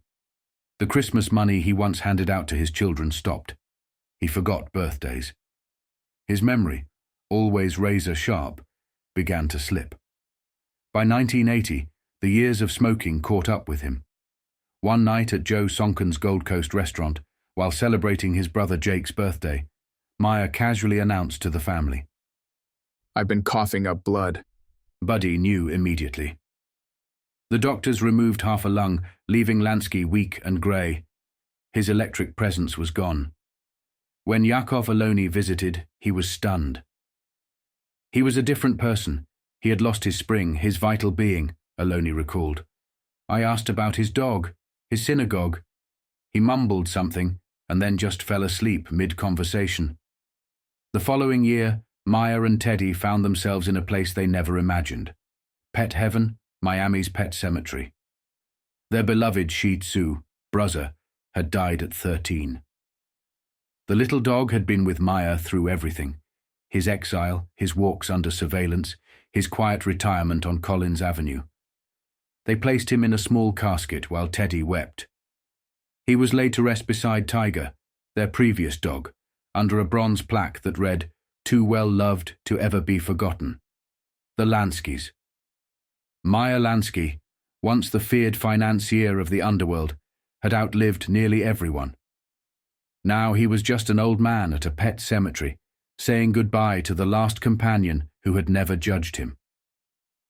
By late 1982, Lansky knew the end was near. The cancer had returned, spreading deep into his body, too far for surgery, too aggressive for hope. His doctors at Mount Sinai gave Teddy the truth: 3 to 6 months. She refused to accept it. She never even discussed it with Meyer. But he knew. He told his old gin rummy partner, Harry Stromberg, that he had maybe a month left. In late October, without telling his wife, he quietly went to his lawyer's office and finalized his will. No grand gesture, no final maneuver. Just a man settling his accounts before time did it for him.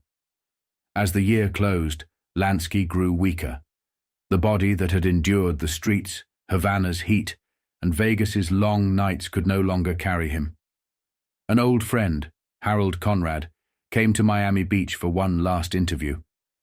But Lansky had nothing left to say. I got absolutely nothing to say, nothing.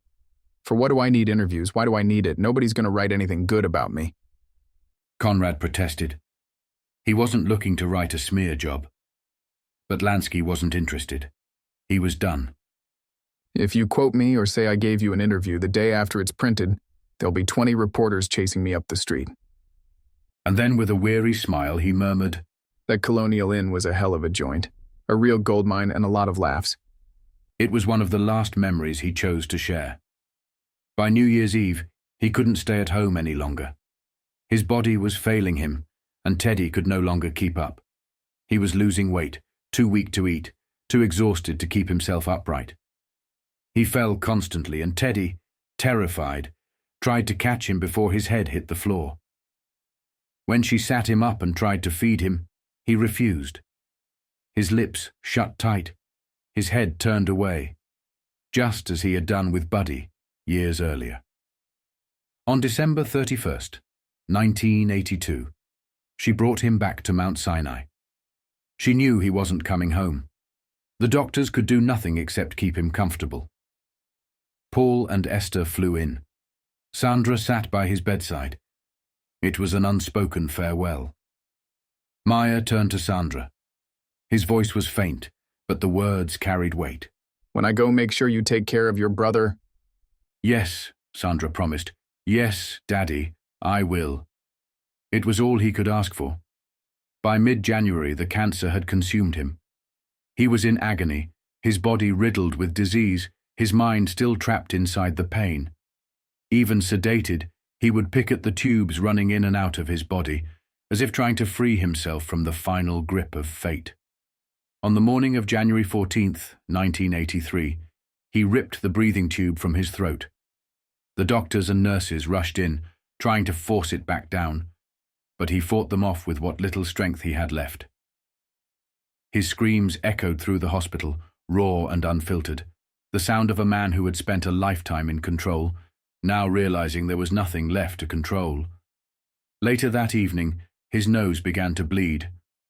The nurses packed the nostril, but it wouldn't stop. His body was breaking apart, piece by piece. Teddy was by his side, watching as the man she had loved, feared and fought for, was reduced to nothing but pain. He turned to her. His voice cracked, but strong enough for one last plea. Let me go, let me go. Heavily sedated, his body finally gave in. Meyer Lansky, the man who had outwitted governments, controlled empires and survived enemies on all sides, slipped into unconsciousness and never woke again. In the small hours of January 15th, 1983, Meyer Lansky took his last breath. His final words, fittingly, were not a lament, not a confession, just a command. Let me go. Meyer Lansky was buried quickly, as tradition demanded. The morning after he died, Sunday, January 16th, 1983, his casket was lowered into the ground at Mount Nebo Cemetery in West Miami. There was no spectacle, no motorcade of black Cadillacs, no towering floral arrangements shaped like dollar signs. Just a quiet farewell for the man who once controlled the financial arteries of the underworld. The hope was that speed would outmaneuver the cameras. Teddy, Jake, and Esther sat at the front. Teddy broke down, burying her face in her hands, her grief raw and unguarded. Jake Lansky, wearing a black bow tie and a skull cap, sat rigid, his eyes locked on the open grave. He had been there from the beginning. Grodno, the Lower East Side, Havana. His brother had risen from a dirt-poor immigrant to a man who could shut down casinos with a whisper. Now here, in a sun-baked corner of Miami, it was all over. For the press, it was a letdown. No grand underworld send-off, no echoes of Capone or Costello. Just a modest gathering in the pale January sunlight. Metro-Dade detectives sat in an unmarked van outside the cemetery waiting. But there was nothing to see. No mob bosses, no whispered plots, no trace of the billions the government had hunted for decades. The only familiar face was Vincent Alo, Jimmy Blue Eyes. Mount Nebo, named for the mountain where Moses died, was an ironic resting place. The gravestones bore the names of old Miami families, but just outside the gates, the neon glow of Havana Plaza and Pueblo Café Cubano told a different story. This was exiling territory. The ghosts of a lost empire wandered these streets, men who had once ruled Havana before Castro turned the tables. Yet despite the quiet, the obituaries read like a coronation. From Miami to London, he was eulogized as the godfather of the godfathers, the Mafia's banker, the mob's treasurer. The New York Times ran a full-page tribute. The Chicago Tribune mistakenly labeled him an advisor to the Chicago outfit. The Omaha World Herald recalled his wartime dog track in Council Bluffs. The myth of Meyer Lansky was too big to be buried with him. Syndicated wire services painted him as the mastermind who turned crime into a corporate empire. A financial genius who laundered billions with a magician's touch. He was credited with creating the first true multinational criminal enterprise, a shadowy force behind America's moral decline. He would have been chairman of the board of General Motors if he'd gone legitimate, one FBI agent admitted. But Lansky himself had put it best. We're bigger than US Steel.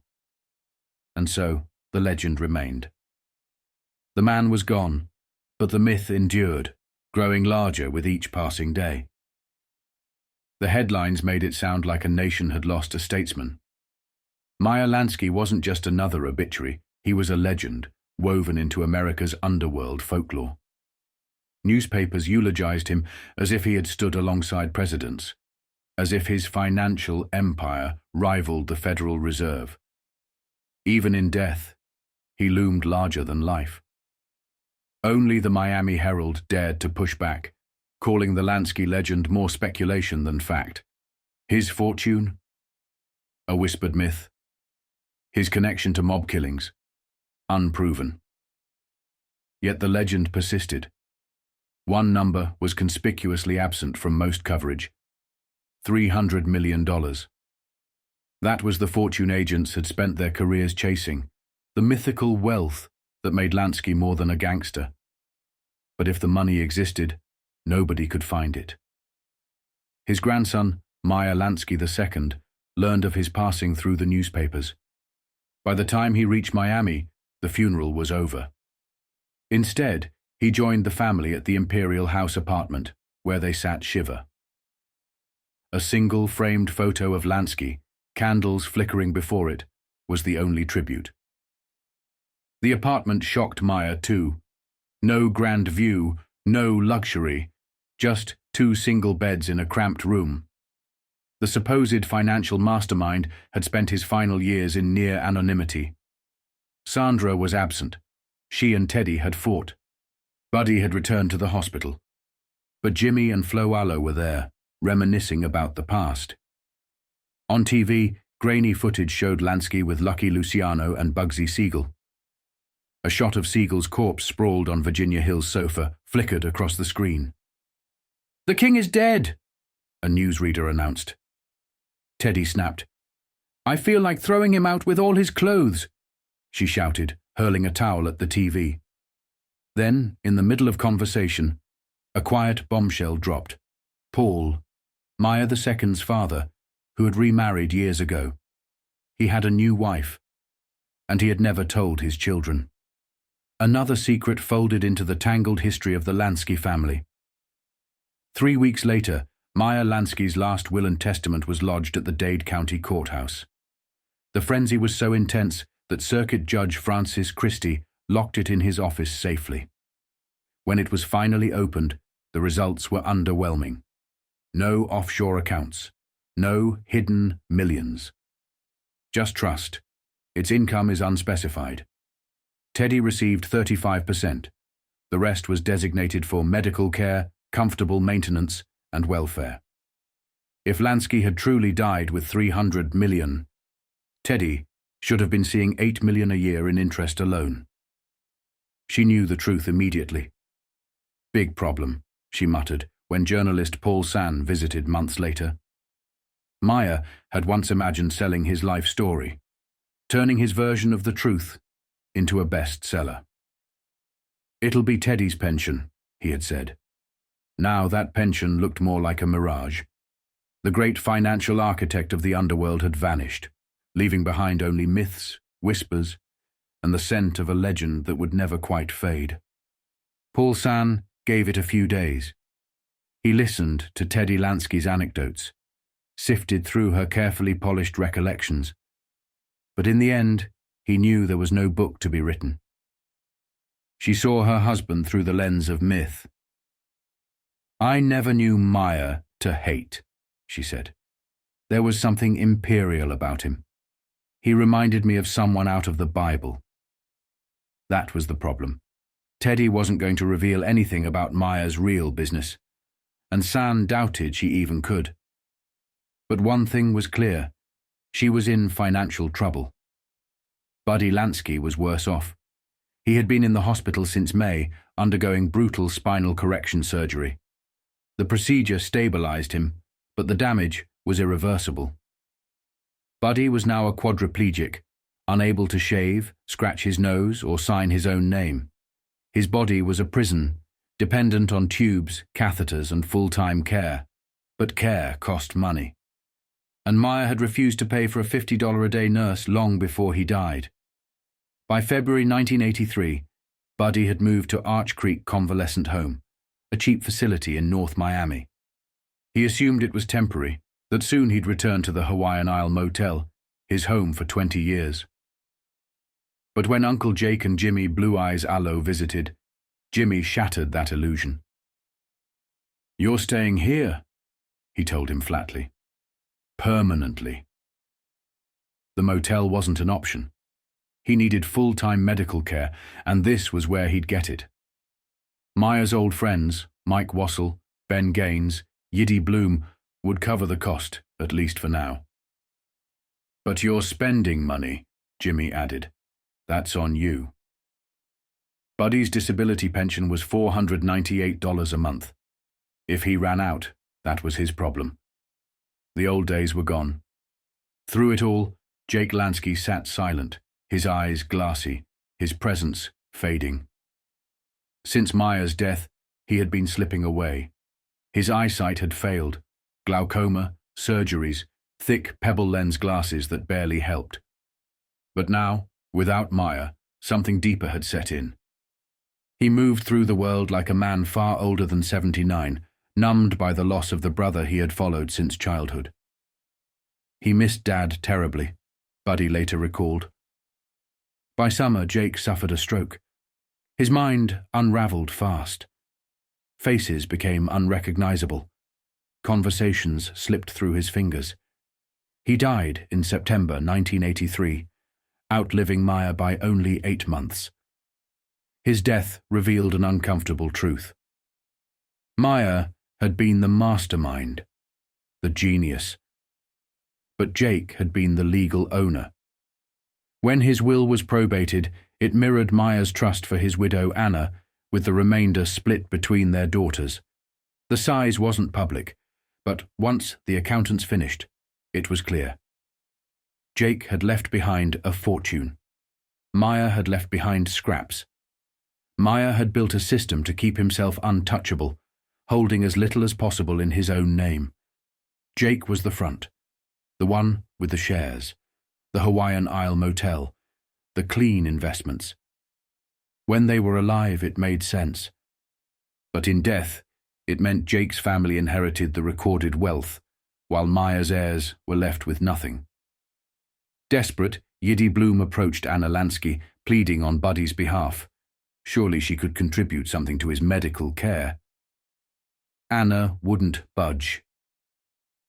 "I wish Jake had stayed a furrier," she kept muttering, as if willing the past to change. Yiddy tried to explain how much of that money had really been Meyer's, how dire Buddy's situation was. But she was lost in her own fog. By the time Meyer's will was fully executed, the financial picture was clear. Teddy got to keep their Collins Avenue apartment, but beyond that, there was little left. Meyer's so-called investments, mostly tied up in oil and natural gas ventures in Michigan and Ohio, had been unstable for years. There were no offshore accounts, no hidden millions, no secret empire. The man who had supposedly built the greatest financial machine in organized crime had left behind nothing but a few scattered investments, an aging widow, and a son confined to a nursing home. It was a cruel twist. The myth of Meyer Lansky had outlived the man himself. By the mid-1970s, with America lining up gas stations and Times Square's neon glow dimmed by an energy crisis, Meyer Lansky could have made a fortune if he had chosen to sell off his oil and natural gas investments. He didn't. The leases held their value for a while, but as the years passed, so did the window for cashing out. By the early 1980s, the price of oil began its downward slide, and Lansky, preoccupied with failing health, family struggles, and the slow collapse of his old world, wasn't paying attention. Teddy and Buddy were the ones who found out just how bad things were. In 1981, Michigan oil had been worth over $35 a barrel. By 1986, 3 years after Lansky's death, it had crashed below 15. It wasn't just the market. His wells were failing too. Brine flooding, hydrogen sulfide buildup, mechanical failures. In 1987, State Summerfield A, the first and most profitable site Meyer had bought with Sam Garfield, shut down for good. By year's end, all of Lansky's oil ventures under Mammoth Producing had dried up, leaving behind nothing but sealed wells and a financial black hole. 5 years after Lansky's death, the trust he had left behind was worth almost nothing. Buddy had no idea. For a while, the oil and gas revenue kept up appearances. Money still trickled in through 1983, 1984, even into 1985. In the immediate aftermath of Meyer's passing, his old friend stepped in to take care of Buddy's nursing home bills at Arch Creek. Jimmy Blue Eyes Alo even took it upon himself to gather whatever outstanding debts were owed to Lansky. He flew to Miami, knocked on doors, and rounded up every last dollar still floating in Meyer's name. The total? $300,000. Split 3 ways, it came out to a neat $100,000 each for Teddy, Buddy, and Sandra.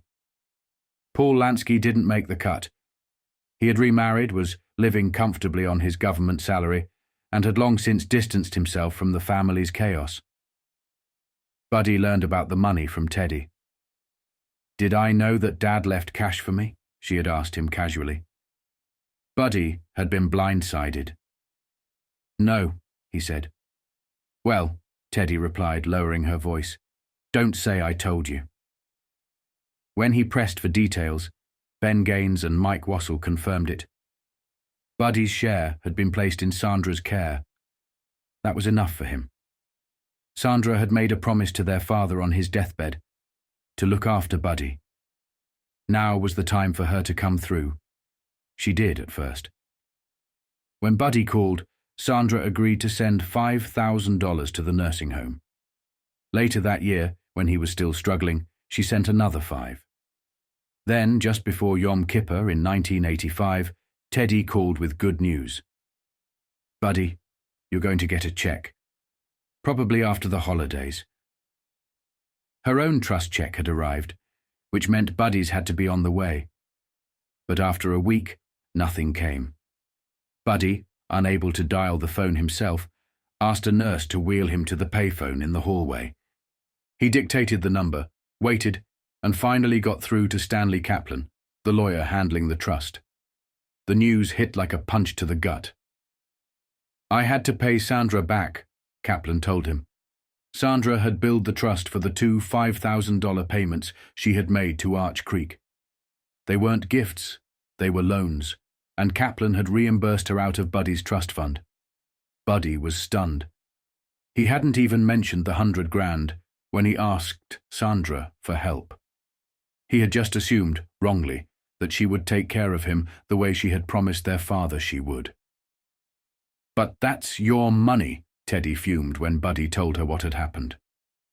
"Well," Buddy replied bitterly, "Stanley doesn't know that." This wasn't a problem for the courts. The origin of the money, collected by Jimmy Allo from debts owed to Meyer, meant it wasn't something that could be neatly contested with legal paperwork. So, Teddy went to the old network. She spoke to Mike Wassell, who reached out to Yiddy Bloom. Yiddy, in turn, called Jimmy Blue Eyes Allo, and Jimmy flew down to Miami. What happened next became the stuff of whispered family legend. Jimmy paid Sandra a visit. He sat down with her and her husband, looked them in the eye, and asked a simple question. "Where's the money?" Sandra's response was as pathetic as it was infuriating. "I blew it."